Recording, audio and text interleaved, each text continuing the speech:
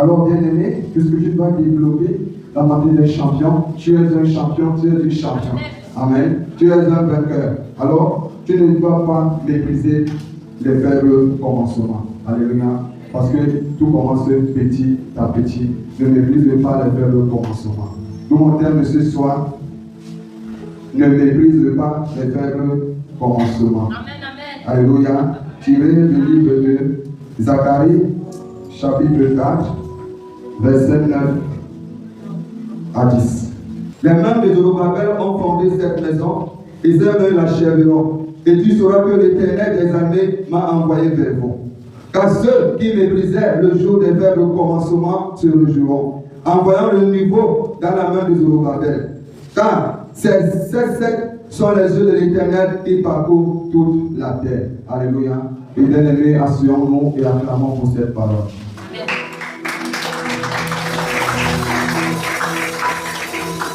Peuple de Dieu, le texte qu'on vient de lire ce soir, que le peuple de Zorobabel vont commencer à bâtir une maison et certainement ils se sont découragés. Amen.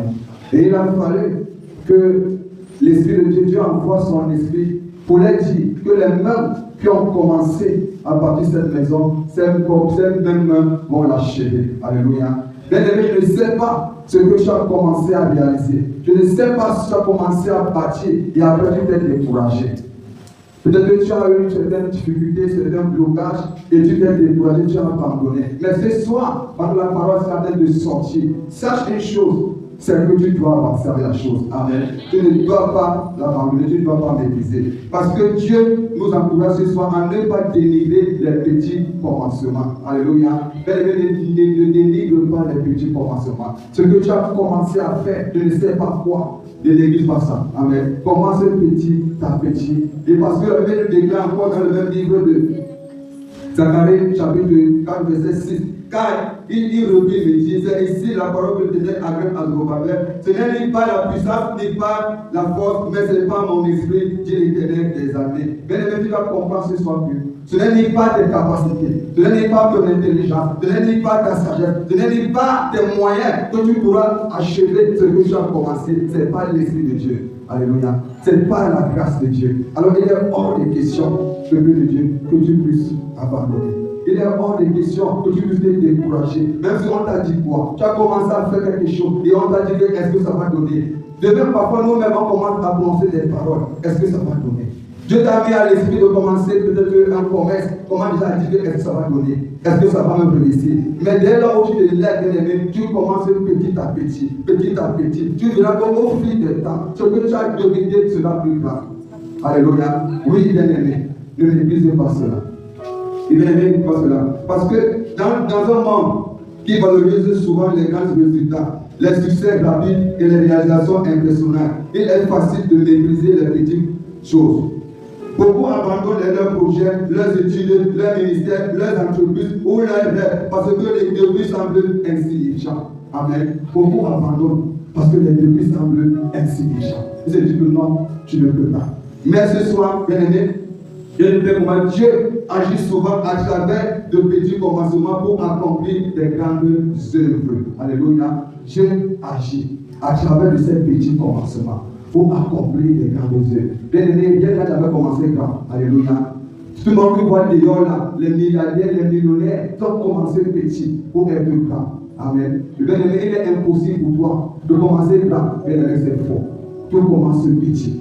Alléluia. Tout commence petit. L'histoire de Dieu nous enseigne que les grandes réalisations commencent généralement par des petites étapes. Ce qui paraît faible aujourd'hui peut devenir puissant demain lorsqu'il est placé entre les mains de Dieu. Alléluia. Ce qui paraît faible aujourd'hui peut commencer à être grand demain lorsque tu remets cela entre les mains de Dieu. Pourquoi Dieu dit dans le verset 6 que ce n'est pas ta force, ni pas ta puissance, ni pas tes moyens, ni pas ta capacité, mais ce n'est pas l'Esprit de Dieu. Amen. Ce n'est pas la grâce de Dieu que tu peux y arriver à accomplir ce que tu as commencé.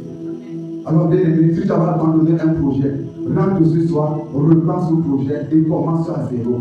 Si tu as commencé avant peut-être de faire les babouches, continue à avancer des babouches. Au fil des temps, tu vas te rendre compte de multiplier les babouches. Tu es en train d'agrandir ton commerce, tu es en train d'agrandir ton entreprise. Mais ne pense pas que tout va venir comme ça là, à la hâte. que tu vas pouvoir grandir et comment tu vas prospérer. Non, bien aimé, c'est un mensonge. Alléluia. Quand il ne manque pas, tout commence petit à petit. On va encore lire quelque chose dans Job 8 au verset 7. Donc on voit encore deux choses là-bas dans Job 8 au verset 7. Job 8, verset 7. Qu'est-ce qu'il y a dit là-bas? Job chapitre 8 au verset 7. Voilà. Ton ancienne prospérité semblera peu de choses.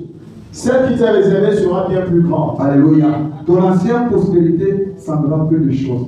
Ce que tu as commencé semble peu. Alléluia. Tu vois ça très petit. Tu te dis que comment ça va grandir. Tu vois ça tellement petit que tu te regardes que merde. Comment ceci va se multiplier? Comment ça va grandir? Comment ça sera grand?